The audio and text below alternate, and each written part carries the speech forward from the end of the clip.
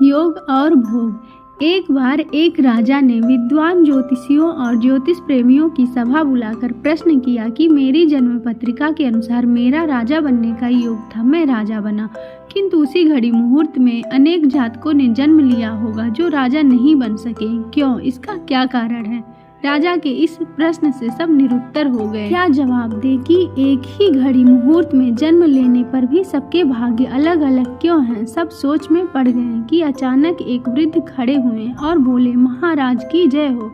आपके प्रश्न का उत्तर यहाँ भला कौन दे सकता है? यदि आप यहाँ से कुछ दूर घने जंगल में जाएं तो वहाँ पर आपको एक महात्मा मिले, उनसे आपको उत्तर मिल सकता है। राजा की जिज्ञासा बढ़ी और घोर जंगल में जाकर देखा कि एक महात्मा आग के ढेर के पास बैठकर अंगार खाने में व्यस्त हैं। सहमे हुए राजा ने महात्मा से जैसे ही प्रश्न पूछा, महात्मा ने क्रोधित होकर कहा, तेरे प्रश्न का उत्तर देने के लिए मेरे पास समय नहीं है, मैं भूख से पीड़ित हूँ। तेरे प्रश्न का उत्तर यहाँ से कुछ आगे पहाड़ियों के बीच एक और महात्मा है, वे दे सकते हैं। राजा की जिज्ञासा और बढ़ गई। पुनः अंधकार और पहाड़ी मार्ग पार कर बड़ी कठिनाइयों से राजा दूसरे महात्मा के पास पहुंचा, किंतु यह क्या? महात्मा को देखकर राजा हक्का बक्का रह गया। दृश्य ही कुछ ऐसा था, वे महात्मा अपना ही मांस चिमटे से नोच नोच कर खा रहे थे। राजा के प्रश्न पूछते ही महात्मा ने भी डांटते हुए कहा, मैं भूख से बेचैन हूँ, मेरे पास इतना समय नहीं है, आगे जाओ।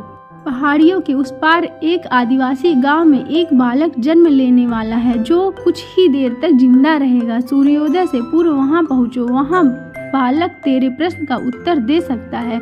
सुनकर राजा बड़ा बेचैन हुआ, बड़ी अजब पहेली बन गया। मेरा प्रश्न उत्सुकता प्रबल थी, कुछ भी हो, यहाँ तक पहुँच चुका हूँ, वहाँ भी जाकर देखता हूँ क्या होता है।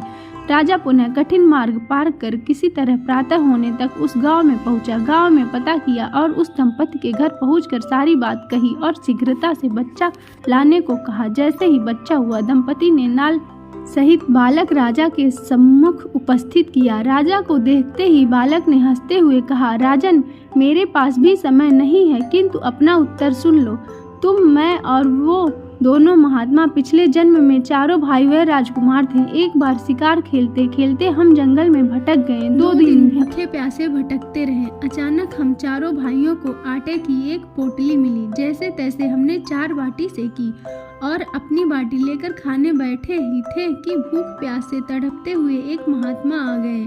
अंगार खाने वाले भैया से उन्होंने कहा, बेटा, मैं 3 दिन से भूखा हूँ, अपनी बाटी में से मुझे भी कुछ दे दो, मुझ पर दया करो जिससे मेरा भी जीवन बच जाए। इस घोर जंगल से पार निकलने की मुझ में भी कुछ सामर्थ्य आ जाएगी। इतना सुनते ही भैया गुस्से से भड़क उठे और बोले, तुम्हें दे दूंगा तो मैं क्या ये अंगार खाऊंगा, चलो भागो यहाँ से। वे महात्मा जी फिर मांस खाने वाले भैया के निकट आए, उनसे भी अपनी बात कही, किंतु उन भैया ने भी महात्मा से गुस्से में आकर कहा कि बड़ी मुश्किल से प्राप्त ये बाटी तुम्हें दे दूंगा तो मैं क्या अपना मांस नोच कर खाऊंगा। भूख से लाचार वे महात्मा मेरे पास भी आए, मुझसे भी बाटी मांगी तथा दया करने को कहा, किंतु मैंने भी भूख में धैर्य खोकर कह दिया कि चलो आगे बढ़ो, मैं क्या भूखा मरूं।